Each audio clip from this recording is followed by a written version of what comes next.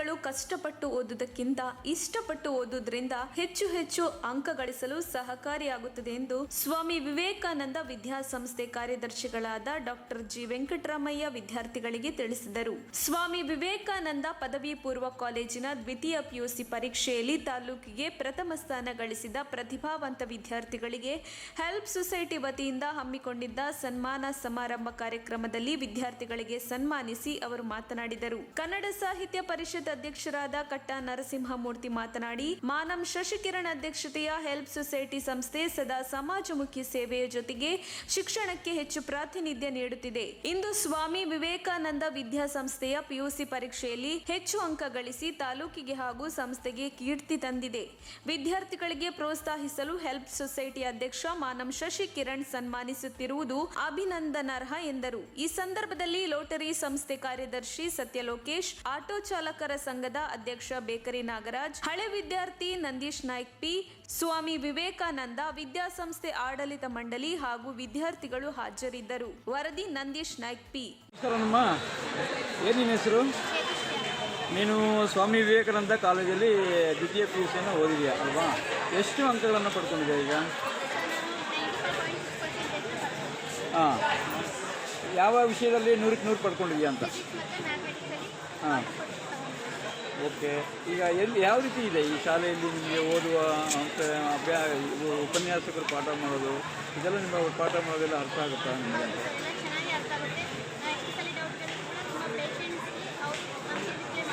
ಮಾಡ್ತಾರೆ. ಹಾಂ, ಓಕೆ. ಏನಿಲ್ಲ. ಓಕೆ, ನೆಕ್ಸ್ಟ್ ಏನು ಪ್ಲ್ಯಾನ್ ಮಾಡ್ಕೊಂಡಿದ್ದೀವಿ? ಏನು ಓದಬೇಕಂತ ಪ್ಲ್ಯಾನ್ ಮಾಡ್ತೀವಿ? ಹಾಂ, ನೀಟಲ್ಲಿ ಬಂದರೆ ಏನು ಮೆಡಿಕಲ್ಲಾ ಅಥವಾ ಇಂಜಿನಿಯರಾ ಅಥವಾ ಬೇರೆ ಏನಾದರೂ? ಹಾಂ, ಮೆಡಿಕಲ್ಗೆ ಹೋಗ್ಬೇಕಂತ, ಓಕೆ, ಡಾಕ್ಟರ್ ಆಗಬೇಕಂತ ಕನ್ಸ್ಕೊಂಡಿದ್ದೆ. ಓಕೆ, ಸಬ್ಜೆಕ್ಟಿಗೆ 100ಕ್ಕೆ 100 ತೊಗೊಂಡಿದ್ದೆ ಅಂತ.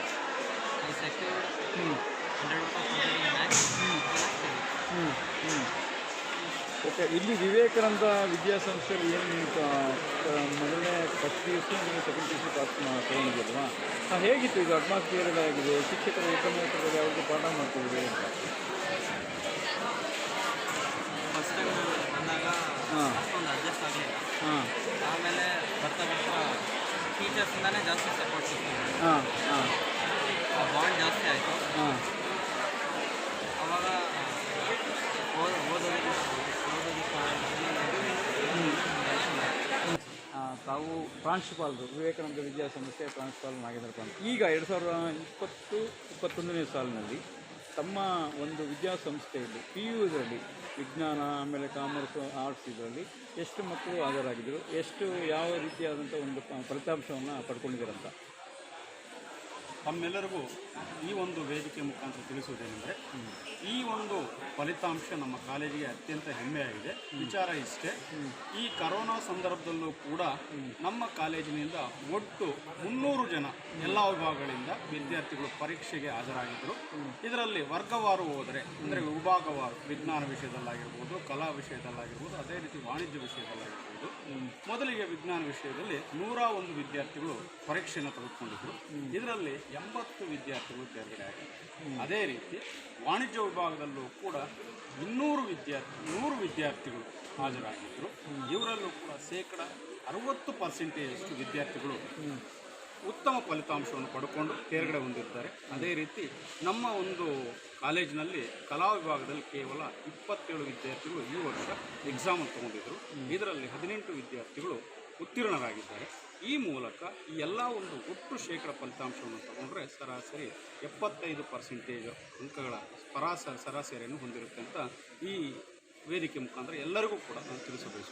ಕಳೆದ 25 ವರ್ಷಗಳಿಂದ ಸ್ವಾಮಿ ವಿವೇಕಾನಂದ ವಿದ್ಯಾಸಂಸ್ಥೆಯನ್ನು ಕಟ್ಟಿ ಹಲವಾರು ಬಡ ವಿದ್ಯಾರ್ಥಿಗಳು, ಹಿಂದುಳಿದ ವರ್ಗದವರಿಗೂ, SC ST ವಿದ್ಯಾರ್ಥಿಗಳಿಗೂ ಸೇರಿ ರಿಯಾಯಿತಿ ದರದಲ್ಲಿ ಶಿಕ್ಷಣವನ್ನು ನೀಡ್ತಾ ಬಂದಿದ್ದೀರಾ. ಸೊ ಇದೆಲ್ಲ ಯಾವ ರೀತಿ ಆಯಿತು ಅಂತ? ಯಾವ ರೀತಿ ಅಂತ ಹೇಳಿದ್ರೆ, ನಾವು ಆವಾಗ ನಮ್ಮ ವೈಸ್ ಪ್ರಿನ್ಸಿಪಲ್ ನಾರದು ಹೇಳ್ತಾ ಇದ್ರು, ನಮ್ಮ ತಂದೆಯವರು ಹೇಳಿದರು, ನಾವು ಹುಟ್ಟಿದ್ದಕ್ಕೆ ಏನೋ ಒಂದು ಸಾರ್ಥಕ ಮಾಡಬೇಕು, ನಮ್ಮ ಕೈನಲ್ಲಿ ಎಷ್ಟಾದರೆ ಅಷ್ಟು ಜನಸೇವೆ ಮಾಡಬೇಕು, ನಾವು ಮೊದಲು ನಾವು ಬದುಕಬೇಕು, ನಮ್ಮ ಜೊತೆಗೆ ನಾವು ಬದುಕಿದ ಮೇಲೆ ನಾವು ಸಮಾಜಕ್ಕೆ ನಮ್ಮ ಸೇವೆ, ಯಾಕಂದರೆ ಸಮಾಜದಿಂದ ನಾವು ಏನೋ ಸ್ವಲ್ಪ ಪಡೆದಿರ್ತೀವಿ, ಅದಕ್ಕೆ ತಕ್ಕಂತೆ ನಾವು ರಿಟರ್ನ್ ಸಮಾಜಕ್ಕೆ ಕೊಡಬೇಕು, ನಮ್ಮ ಕೈಲಾದಷ್ಟು ಕೊಡಬೇಕಂತ ಹೇಳ್ಬಿಟ್ಟು ಹೇಳಿದ್ರು. ಅವರು ಸ್ಫೂರ್ತಿಯಿಂದಲೇ ನಾವು ಇವತ್ತೆಲ್ಲ ಈ ಕಾರ್ಯಕ್ರಮಗಳನ್ನು ಮಾಡ್ತಾ ಇದ್ದೀವಿ. ಓಕೆ ಸರ್, ಏನು ಪ್ರತ್ಯೇಕತೆ ಏನು ಅಂತ ವಿವೇಕಾನಂದ ವಿದ್ಯಾಸಂಸ್ಥೆಯ ಪ್ರತ್ಯೇಕತೆ ಏನು ಅಂತ ಮಕ್ಕಳಿಗೆ ಶಿಕ್ಷಣ ಮಕ್ಕಳಿಗೆ ಏನಂದ್ರೆ ಫಸ್ಟ್ ಅಂದ್ರೆ ಪಂಕ್ಚುಯಾಲಿಟಿ ಇಂಪಾರ್ಟೆಂಟ್, ಸಮಯ ಪಾಲನೆ ಬಹಳ ಇಂಪಾರ್ಟೆಂಟ್. ನಾನು 8:30 ಮೊದಲೆಲ್ಲ ನಾವು 8 ಗಂಟೆಗೆ ಕ್ಲಾಸಸ್ ಕಮೆನ್ಸ್ ಮಾಡ್ತಾ ಇದೀವಿ. ಫಸ್ಟ್ ಕಮೆನ್ಸ್ ಆದಾಗ ಮತ್ತೆ ಹಳ್ಳಿಗಳಿಂದ ಬಸ್ ಬರೋಕೆ ಕಷ್ಟ ಆಗುತ್ತೆ ಅಂತ 8:30 ಮಾಡಿದೆ. ಇವಾಗ 9 ಗಂಟೆ ಮಾಡಿದ್ವಿ.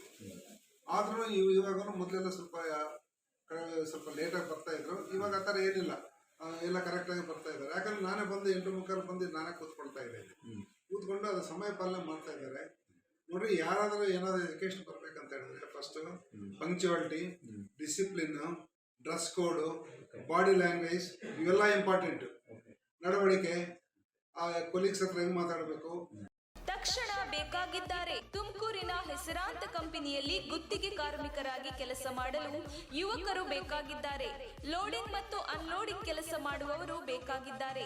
ವಿದ್ಯಾರ್ಹತೆ SSLC PUC. ನೇರ ಸಂದರ್ಶನ ಇರುತ್ತದೆ. ESI ಮತ್ತು PF ಸೌಲಭ್ಯ ಕೂಡ ಇರುತ್ತದೆ. ಆಸಕ್ತರು ಕೂಡಲೇ ಸಂಪರ್ಕಿಸಿ. ನವೀನ್ GL. Mobile number 9743103968.